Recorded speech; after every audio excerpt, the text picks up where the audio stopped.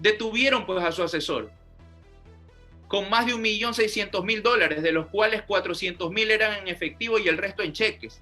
Al final del día tendremos un ministro de Economía que si eres pana te da el recurso y si no eres pana tienes que ponerte en la fila, cuando actualmente nuestra Constitución garantiza la distribución equitativa de acuerdo a las asignaciones presupuestarias que ya están asignadas por ley.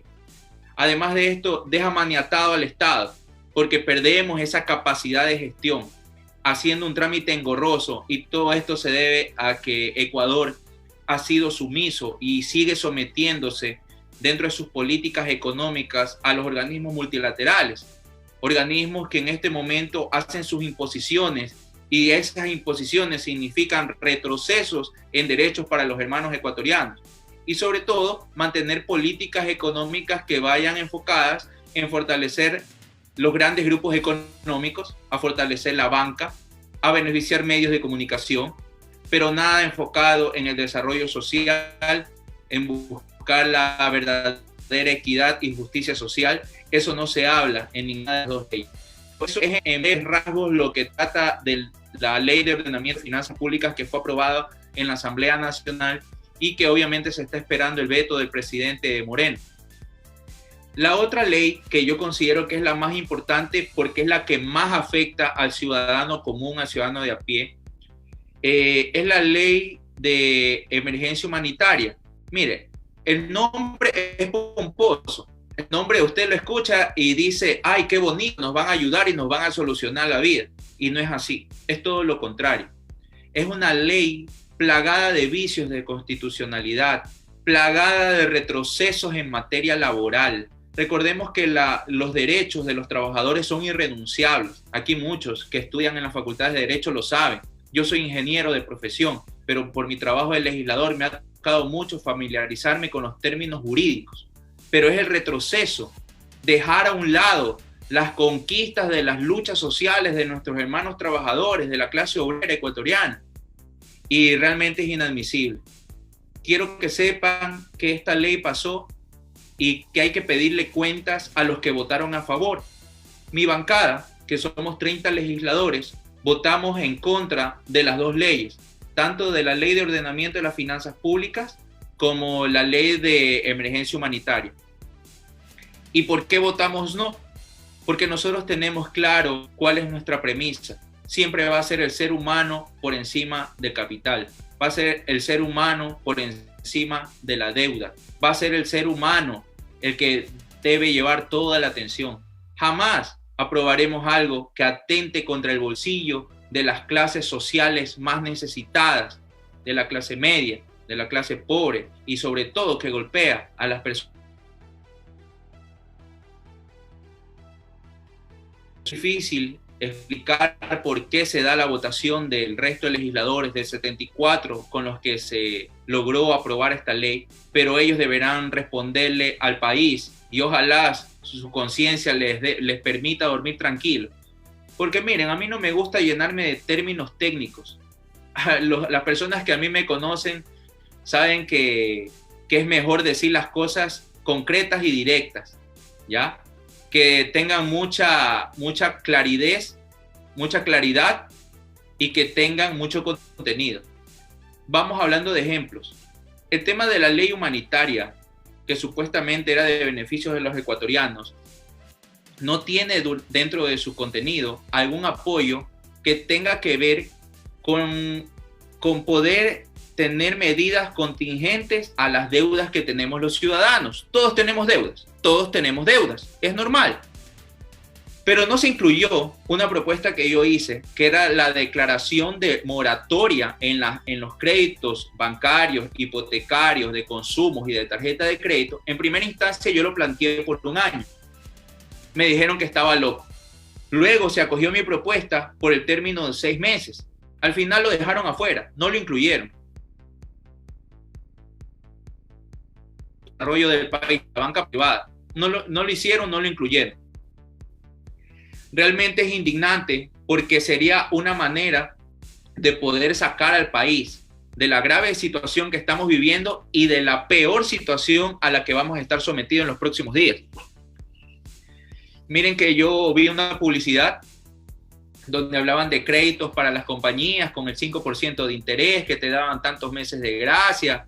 Miren, eso se debió haber aplicado en el primer momento, hacer un salvataje a las pequeñas y medianas empresas para que puedan pagar a sus trabajadores, para que puedan mantener la nómina y obviamente acogerse a líneas blandas de crédito, pero no solamente de la banca pública, sino de la banca privada. Tenemos que reflexionar muchísimo.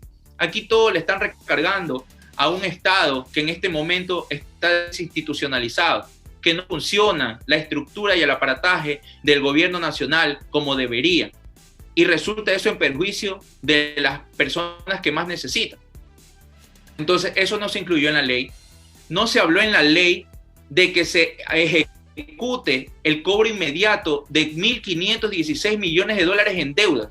Queridos jóvenes, no es que la deuda lo debe Juanito, el de la tienda, o Pepito, el de la carnicería. No, son las grandes empresas, grupos económicos del país. Son 500 grandes empresas que se encuentran deudoras en este momento y suman 1.516 millones de dólares. Yo les consulto a ustedes, tenemos que seguir fomentando esa cultura de evasión de las obligaciones, de incumplimiento de las obligaciones, porque estas deudas son de antes de la crisis, obvio, ¿ya? Entonces, si a través de la ley planifica el Estado recoger o recaudar 700 millones de dólares y tenemos en deudas 1.516 millones de dólares por parte de los empresarios, ¿por qué no cobran los empresarios? Y deja tranquila a las clases populares. Además de esto, cuando hablamos del tema del retroceso laboral, es porque permitieron que se llegue a un acuerdo entre empleador y empleado. ¿Ok? Y ahí es una batalla desigual. Y les cuento con ejemplos. Una amiga muy cercana en la familia, su esposo ha trabajado durante 16 años en un restaurante en San Borondón. Al señor le dijeron, tienes que firmar esta acta de finiquito y te vamos a dar 336 dólares por 16 años, tu liquidación, 336 dólares. Si no, pues bueno, como está la ley así de esta manera, te vamos a liquidar con cero y lleva tú el juicio, lo que quieras, que igual vamos a ganar. El señor, como tiene necesidad de mantener su trabajo, firmó.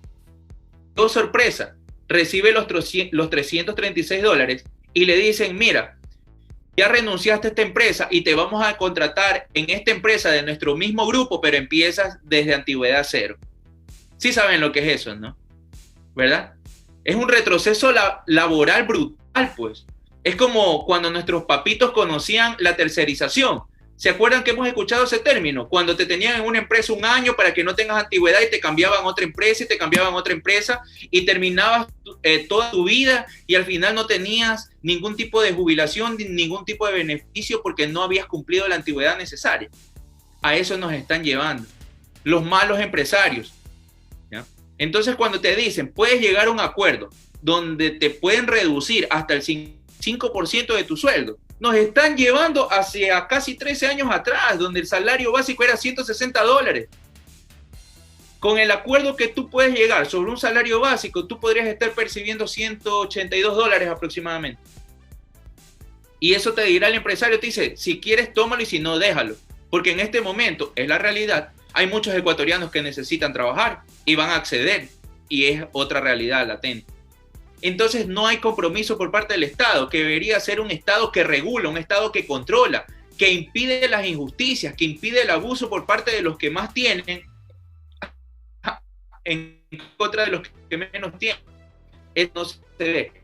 Y ese es el espíritu de la ley. ¿Dónde están las grandes empresas? No existe. Entonces, realmente son situaciones que a uno le incomodan, le ponen mal. No es que no hemos hecho nada, se ha hecho muchísimo, pero tenemos que entender que nosotros somos una fuerza política democrática, somos la primera fuerza política dentro de la Asamblea Nacional, pero dentro de la Asamblea somos una minoría, porque en la Asamblea Nacional somos 137 legisladores y con 30 legisladores que tenemos de nuestra bancada de la Revolución Ciudadana, no nos alcanza para poder ayudar a que estas leyes no pasen.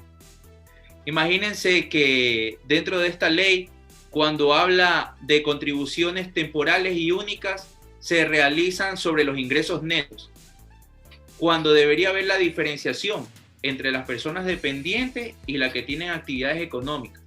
Porque a la larga, esta contribución te afectará en la capacidad de pago que tú puedas tener, ¿ya? Entonces, en el tema de aquí es muy complicado porque tenemos ciudadanos que han adquirido deudas con anterioridad, que ya tienen, de acuerdo a su sueldo, programados sus pagos para honrar sus deudas y no van a poder hacerlo.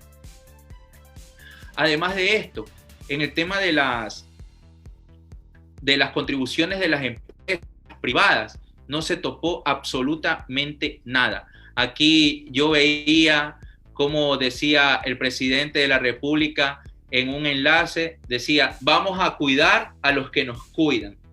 Vamos a cuidar a los que nos cuidan, repitió. Y yo decía, entonces va a cuidar a las empresas, va a cuidar a la banca. Porque si el ciudadano sabe que están pasando todas estas arbitrariedades y no hace absolutamente nada, y más vale los emitieron vía decreto algunas cosas, y además de esto, también nosotros podemos ver que a través de la ley no ayuda absolutamente nada al ciudadano. Entonces significa que esto sigue enfocado a las empresas. Tengo una teoría que le he venido explicando. En este momento el régimen de Moreno, de acuerdo a su trabajo, de acuerdo a lo que han aprobado, de acuerdo a los discursos que hemos escuchado dentro de la Asamblea Nacional, cuando, vuelvo a repetir, yo no tengo nada en contra del sector empresarial, es más, antes de llegar a la Asamblea Nacional, yo vengo de la empresa privada como dueño y accionista de 2 compañías, y está bien, porque hay que trabajar, hay que generar, soy un emprendedor, no son grandes compañías, pero era mi forma de ganar mi sustento antes de llegar a la Asamblea. No tengo nada en contra del sector empresarial, sé que hay muy buenos empresarios, pero todas las contribuciones van recargadas al ciudadano común, al ciudadano de a pie. No hay incentivo por parte de la banca pública, de la banca privada, para decir, ¿sabes qué? Vamos a hacer este salvataje, como ya lo mencioné. Entonces yo tengo una teoría. Aquí este gobierno ya ha permitido que se reinstale la antigua partidocracia. Esa partidocracia de la que yo hablo son esos viejos actores políticos que en su momento tuvieron la oportunidad para sacar el país adelante y no lo hicieron. Se tratan de presentar como salvadores en este momento cuando no lo son. Tratan de la supuesta solidaridad que tienen a través de imágenes, hacerlas con promoción y campaña anticipada, una campaña electoral anticipada. Tenemos que reflexionar muchísimo. El país lo tenemos que sacar todos adelante. Estas 2 leyes, más la ley de emergencia humanitaria, es muy grave para la economía familiar de los sectores más vulnerables sobre todo. Pero además de esto, díganme con toda sinceridad, y es una pregunta que yo le hago a ustedes para que en intercambio de criterios también me puedan contestar qué opinan. Díganme si en este momento tenemos un gobierno nacional plagado por la corrupción institucionalizada, campeante y galopante. ¿Ustedes creen o ustedes pueden estar seguros de que esa recaudación de esta ley de emergencia humanitaria va a ir destinada para lo que realmente compete o se va a seguir haciendo agua en las manos de los corruptos? Porque ahora hay que hablar de cada caso de corrupción que pasa de semana en semana. Y yo les hago así un análisis cronológico de lo último que ha pasado. Semana 1. Lamentablemente se meten de forma miserable, son actos criminales por parte de estos funcionarios que atentan contra denuncian en casos de corrupción en la compra de implementos de protección personal. ¿Ok? A la siguiente semana, no contentos con eso, tenemos que hablar de cuál es del siguiente acto de corrupción. ¿Cuál es el siguiente acto de corrupción? Ya no dejan tranquila la memoria de los fallecidos, porque se meten y se involucran en un acto de corrupción con las fundas de los cadáveres. Y no contentos con eso, nos quieren joder a los que sobrevivimos, a los que estamos sobreviviendo, porque hay un caso de corrupción en la compra de los kits alimenticios con sobreprecio. A la siguiente semana, para la aprobación de estas 2 leyes, al ponente de la Ley de Ordenamiento de las Finanzas Públicas, que es presidente de la Comisión de Régimen Económico y Tributario, el legislador manabita Daniel Mendoza, para que exista la presión dentro de la Asamblea Nacional y voten a favor, Detuvieron pues a su asesor con más de $1.600.000, de los cuales 400.000 eran en efectivo y el resto en cheques, con armas de fuego. Y era el asesor del legislador, y todavía no tenemos ninguna vinculación por parte de la fiscalía a este legislador. Pero ese fue un llamado de atención, un fuerte llamado de atención para sus legisladores, para los gobiernistas, a decirle, mira, si le hacemos eso al ponente, ¿qué te vamos a hacer a ti si votas en contra? Y así fue la presión que hicieron. Y hay que decir las cosas como son, porque la verdad que a mí me gusta utilizar la política como un mecanismo de ayuda para las personas que más necesitan. Es muy interesante que dentro de la política existamos ciudadanos que somos más ciudadanos que políticos. Yo vengo de organizaciones urbanas juveniles y mi actividad política la he desarrollado como único currículum dentro de la Asamblea Nacional, y de ahí se marcan mis acciones. Pero porque me duele, porque realmente me afecta, porque realmente yo quisiera creer que un gobierno nacional está preocupado por los ecuatorianos que más necesitan. Saber que en todos los sectores de la patria van a llegar a las personas que realmente necesitan el kit de alimentación, que realmente necesitan el bono, que realmente necesitan la atención médica. Pero en este momento estamos viendo todo lo contrario. Quienes se están beneficiando son los empresarios y la banca. Yo quisiera también, por parte suya, en la retroalimentación que vamos a tener, que alguien me mencione de los planes o de las políticas públicas que se han implementado últimamente. ¿Ustedes conocen a alguien cercano que se haya beneficiado y que ustedes consideran que realmente lo merecía, que realmente era necesario llegar a ese sector? Porque yo lo he visto muy de cerca. Yo paso siempre en el suburbio de Guayaquil, es una zona muy popular, el barrio La Chala, que le llaman. Y créanme que es desesperante porque si nosotros no conocemos el dolor de las personas que están a tu alrededor, tú no sabes cómo pelear y no defiendes lo que es realmente necesario. Yo siempre digo, cuando tú tienes el dolor de barriga por no comer, los que sabemos qué es tener un dolor de barriga por dejar de comer por tu esposo y por tu hijo, sabemos que no queremos que le pase eso a nadie y luchamos porque se generen condiciones para que nadie sufra de esos males. Es lo que tenemos que hacer. Pero yo no veo que se acercan a esos sectores. Yo siempre estoy monitoreando. Oye, a fulanito le ayudaron. No, vamos a ayudarle nosotros, hay que hacer la vaca. Y está bien, no tenemos por qué promocionar lo que hagas con tu mano izquierda que no lo sepa la derecha. Porque es miserable en este momento estarse tomando fotos en medio de una tragedia, pues. Haciendo una campaña anticipada, como yo menciono, tratando de generar empatía en medio de la tristeza de los hermanos ecuatorianos. Y entonces entramos ya a un tema que es muy difícil de abordar, pero que es el tema de la corrupción. El tema de la corrupción, que en este momento yo creo que es lo que está cercenando la patria entera. Y yo les pido que sean muy objetivos. Yo represento una línea política que ha sido muy perseguida, que hemos visto cómo arbitrariamente hemos tenido allanamientos, compañeros detenidos, compañeros exiliados. Tenemos un preso político, al legítimo vicepresidente de la República, está preso ya más de 2 años, 7 meses.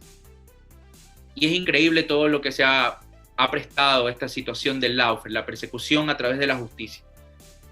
Pero si yo ya les hablé de 3 casos de corrupción, y yo les digo, en el tema de los implementos de protección personal y en el tema de las fundas de los fallecidos, está el señor Granda, que era el presidente del directorio del IES y todavía sigue libre. Nadie lo ha detenido ni para investigaciones. Cuando hablamos de los kits de alimentación, la señora Ocles ya renunció, pero no la han llevado detenida. Le dieron medidas sustitutivas, prohibición de salida del país, nada más. A nosotros ya nos hubiesen detenido, ¿ya? Y esa es la manera en que han utilizado burdamente la justicia para ejercer esa persecución y esa presión hacia sus adversarios. Cuando hablamos de la persecución política, el lawfare, tenemos que entender que involucran seres humanos, que involucran a la familia entera. Actúan de una manera ruin y miserable. Y aún así, puedo hablar a título personal, yo he venido luchando contra la corrupción desde mi espacio. Denuncié al presidente de la República por el caso de los INA Papers, un caso de corrupción que proviene de la coima de la contratación de la central hidroeléctrica Coca-Cola Sinclair. Esta denuncia fue hecha el 19 de febrero del 2019. Esta fecha es muy importante. Ya han pasado más de 460 días y no tenemos ninguna audiencia, no tenemos ningún allanamiento, no tenemos ningún detenido. Por su parte, en el marco de la persecución política, sacaron el conocido caso Arroz Verde o luego llamado sobornos, que nosotros le decimos bochornos. Aquí yo creo que es materia de estudio de los compañeros que van a ser futuros profesionales en las leyes.